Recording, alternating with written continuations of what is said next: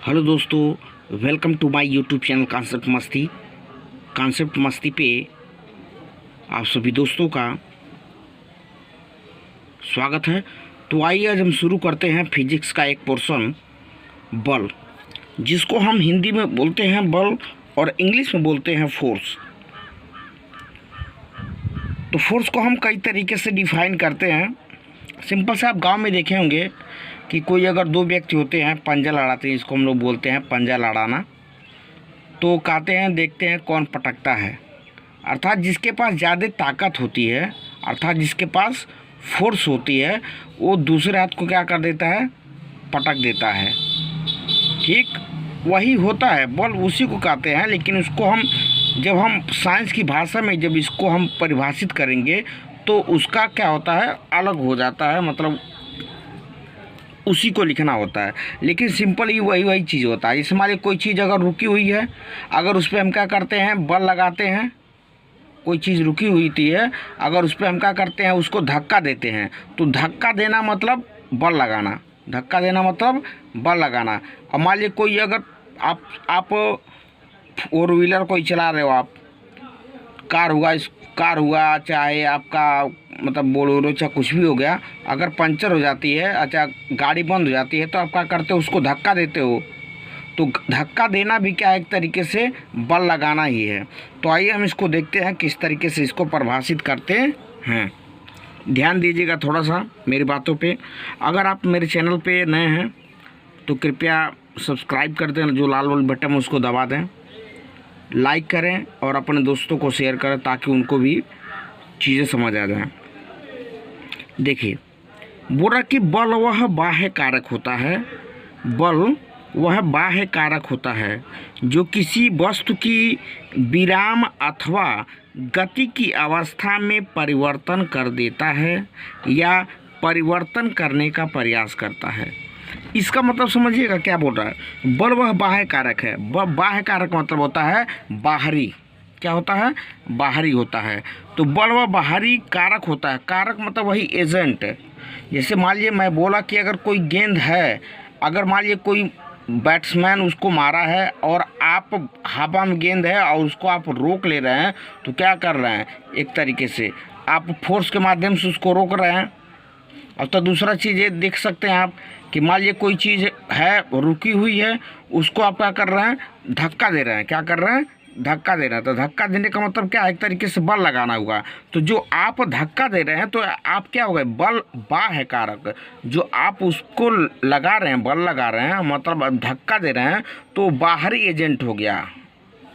क्या हो गया, बाहरी। वही बोलता है बाह्य कारक। बल वह बाह्य कारक है, यानी जो आप मतलब अलग से जो अपने शरीर के माध्यम से जो आप कोई भी क्रिया कर रहे हैं, ठीक, वही क्या होता है, वही बाह्य कारक कहलाता है, जो किसी वस्तु की विराम अथवा गति की अवस्था में परिवर्तन कर देता है। देखिए, विराम है, विराम मतलब रुका हुआ होता है। तो कोई रुका हुआ है तो उसमें क्या कर दे, अवस्था में परिवर्तन कर देता है। अवस्था में परिवर्तन, मान लीजिए रुका हुआ है, तो जब उस पर आप धक्का लगाते हैं, क्या करते हैं, धक्का लगाते हैं तो वो चलने लगता है, अथवा अपने स्थान से कुछ दूरी पे जाता है, अथवा मतलब क्या बोलता है, ढुलकता है अथवा घिसकता है। तो उस तरीके से क्या है, तो उसके विराम में मान लीजिए कुछ विराम में क्या हुआ, परिवर्तन हुआ ना, ठीक। और दूसरा क्या है, मान लीजिए कोई वस्तु गति की अवस्था में है, तो गति की अवस्था में है तो अपना बल लगा करके क्या करना, उसको रोक रहे हैं। तो वो भी क्या हुआ, अब जा रहा है, उसकी अवस्था क्या है, वो चल रहा है, लेकिन आप उसको फोर्स लगा करके रोक रहे हैं, तो वो भी एक तरीके से क्या होगा, बाह्य कारक हो गया। तो परिवर्तन कर देता है या परिवर्तन करने का प्रयास करता है। उसको एक बार और समझ लीजिए कि बल वह बाह्य कारक होता है जो किसी वस्तु की विराम अथवा गति की अवस्था में परिवर्तन कर देता है या परिवर्तन करने का प्रयास करता है। ठीक है। अब देखिए, किसी वस्तु पर बल लगाने के निम्न प्रभाव हो सकते हैं। मतलब मान लीजिए का इसका मतलब ये बोल रहा है कि कोई वस्तु है, बल लगाएंगे आप तो कुछ निम्न प्रभाव होंगे, कुछ प्रभाव होंगे, उसको आप देख लीजिए। जो पहला पॉइंट मैं खाली छोड़ा हूँ तो देखिए पहले पॉइंट में क्या होगा। पहला पॉइंट ये बोल रहा है कि किसी स्थिर वस्तु पर बल लगाने से वस्तु गतिमान हो जाती है। मतलब ये बोल रहा है कि कोई वस्तु क्या है, रुकी हुई है इस तरीके से। चाहे आप गाड़ी ले लीजिए इसको, ठीक, गाड़ी है रुकी हुई है, इस पर क्या कर रहे हैं आप, इधर से धक्का लगा रहे हैं, अथवा धक्का लगाने का मतलब बाह्य कारक इसी है, बाह्य कारक लगा रहे हैं अथवा धक्का लगा रहे हैं, ठीक है। तो क्या होगा, ये गाड़ी रुकी हुई है तो क्या होगी, ये चलना स्टार्ट कर देगी, कुछ दूर चलेगी ना, इसे आगे मतलब जाएगी, यही कहा अवस्था इसका परिवर्तन होगा। तो वही बोल रहा कि किसी स्थिर वस्तु पर बल लगाने से वस्तु गतिमान हो जाती है। गतिमान मतलब चलने लगती है। जैसे रोलर को धक्का देकर गतिशील किया जा सकता है, ठीक। दूसरा क्या बोल रहा है, दूसरा पॉइंट आपका ये बोल रहा है कि बल किसी वस्तु की गति की दिशा बदल सकता है। बल किसी वस्तु की गति की दिशा बदल सकता है। जैसे गति की दिशा बदल सकता है, जैसे मान लीजिए कोई गेंद है और बहुत तेज मतलब कोई मारा है और धरती से एकदम चिपक के आ रही है गेंद, ठीक है। आपने इसको रोकने का प्रयास किया, इधर यहाँ पे रोकने का प्रयास किया, रुकी नहीं, तो इधर सीधे जाना चाहिए था लेकिन रुकी नहीं, आपने हाथ लगाया तो क्या होगा, इसका दिशा परिवर्तन हो गया ना, गेंद इधर भागने लगी अथवा इधर भागने लगी अथवा इधर भागने लगी, तो क्या होगा, इसका दिशा इधर जाना चाहिए था लेकिन किधर जा रहा, चाहे इधर जाएगा चाहे इधर, चाहे किसी भी डायरेक्शन में, मतलब दूसरे डायरेक्शन में क्या हो जाएगा, ये चलना स्टार्ट कर देगा। तो क्या हो गया, वही बदल रहा है कि इसकी दिशा बदल सकती है। दूसरा चीज़ देखिए, दूसरा चीज़ ये बोल रहा है, जो आपका तीसरा पॉइंट है यहाँ पे, तीसरा पॉइंट क्या बोल रहा है कि बल लगाने से किसी वस्तु के आकार या आयतन में परिवर्तन किया जा सकता है। बल लगाने से किसी के आकार या आयतन में परिवर्तन किया जा सकता है। इसका सीधा एग्जांपल देखिए आप, मान लीजिए कोई बैलून होता है ना, बैलून इस तरीके से होता है, तो आप क्या करते हैं, इसके दोनों तरफ से आप हाथ से दबाते हैं तो क्या होता है, इसका जो आकार होता है चेंज होता कि नहीं होता है। अच्छा मान लीजिए कोई चीज़ हो गया, दूसरा चीज़ कोई छड़ हो या चाहे कुछ भी हो, तो क्या करते हैं, जब आप फोर्स लगाते हैं तो जो पहले जिस तरीके से दिखता है, क्या दूसरी बार मतलब फोर्स लगाते हैं कोई ऐसा चीज़ तो क्या उसी तरीके से दिखता है, नहीं दिखता है। अच्छा पेन को आप लेते हैं, प्लास्टिक का पेन हो जिसे आप लिख रहे हो, उस क्या करते हो, अगर उसको मोड़ना चाहो आप दोनों हाथ से मोड़ते हो तो क्या दोबारा उसी शेप में रहता है, उसका चेंज होता है ना, कुछ आकार, आकृति, स्ट्रक्चर, संरचना चेंज हो जाती है। यही तुम्हारा क्या होता है, बल लगाने के प्रभाव हो सकते हैं। अब देखिए दूसरा क्या मतलब मेन टॉपिक में इसी के अंतर्गत आता है, बल के अंतर्गत संतुलित तथा असंतुलित बल। जो बल होते हैं वो दो प्रकार के होते हैं, संतुलित तथा असंतुलित। संतुलित मतलब क्या होता है, देखिए अगर मैं एक पेन है, मेरे हाथ में अगर पेन है तो देखिए अगर एक क्या है रुका हुआ ना एक पे इस तरीके से, देखिए अगर रुका हुआ है इसको बोल दूंगा क्या है, ये संतुलित है। अगर मान लीजिए गिर जाता है तो समझ लीजिए मान लीजिए क्या बोलेंगे, असंतुलित है, ठीक ना। तो संतुलित बल किसे कहते हैं, असंतुलित बल किसे कहते हैं, एक बार हम समझ लेते हैं। देखिए पहला है आपका असंतुलित बल, क्या है, असंतुलित बल। जब वस्तु पर लगे बलों का परिणामी बल शून्य न हो तो उन्हें असंतुलित बल कहते हैं।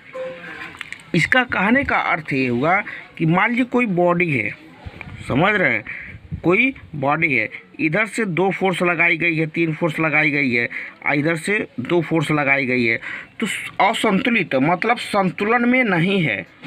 मतलब यहाँ पे तीन, यहाँ पे दो है, अर्थात कहीं ना कहीं अगर इधर फोर्स ज़्यादा है, क्या है, इस साइड में फोर्स ज़्यादा है, ज़्यादा फोर्स लगेगा, इधर कम फोर्स लगेगा, तो सिंपल सी बात है जब इधर से कोई ज़्यादा फोर्स लगाएगा, इधर कम रोकने वाला कम रहेंगे, तो वस्तु क्या हो जाएगी, इधर चलना स्टार्ट कर देगी। तो ये असंतुलित में है, यहाँ पे असंतुलन है, ठीक ना। तो वही बोल रहा कि जब वस्तु पर लगे बलों का परिणामी बल शून्य न हो, शून्य न हो मतलब शून्य का, देखिए शून्य कब होता है, जितना फोर्स इधर से लग रहा है अगर उतना ही फोर्स इधर से लगता, तो मतलब मैंने क्या बोला कि जितना फोर्स इधर से लग रहा है उतना फोर्स इधर से लगता, तो बलों का परिणामी क्या होता, शून्य हो जाता। अर्थात जहाँ वस्तु है वहीं पे वो रहती, इधर उधर हिलती डुलती नहीं। लेकिन यहाँ पे क्या पड़ रहा कि असंतुलित बल है, इसलिए असंतुलित का मतलब ये होता है कि एक का ज़्यादा होना एक का कम होना, तभी उसमें परिवर्तन होगा।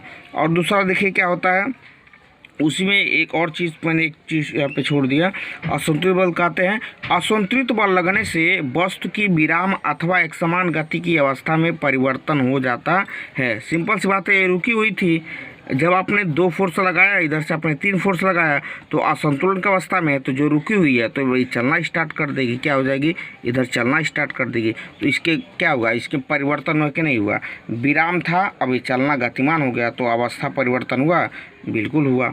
दूसरा देखिए क्या है, संतुलित बल है।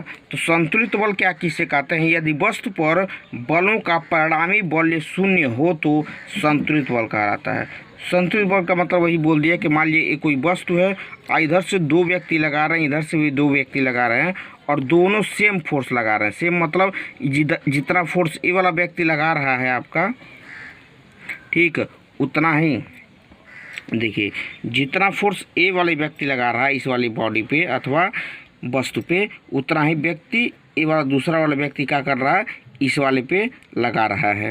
तो जब दोनों बराबर बल लगाएंगे तो ये वस्तु जहाँ पे रहेगा वहीं पे रहेगा, एक भी इंच इधर उधर नहीं जाएगा। इसलिए क्या है, ये वस्तु है संतुलन अवस्था में है। तो परिणामी मतलब क्या होगा, इसका जो परिणाम निकल रहा है वो क्या निकल रहा है, शून्य हो, तो वही कहलाता है। तो एक बार और देख लीजिए कि इससे संतुलित बल, यदि वस्तु पर बलों का परिणामी बल शून्य हो तो संतुलित बल कहलाता है। अगर आपको वीडियो अच्छा लगा हो तो लाइक शेयर एंड सब्सक्राइब कीजिए। Thank you.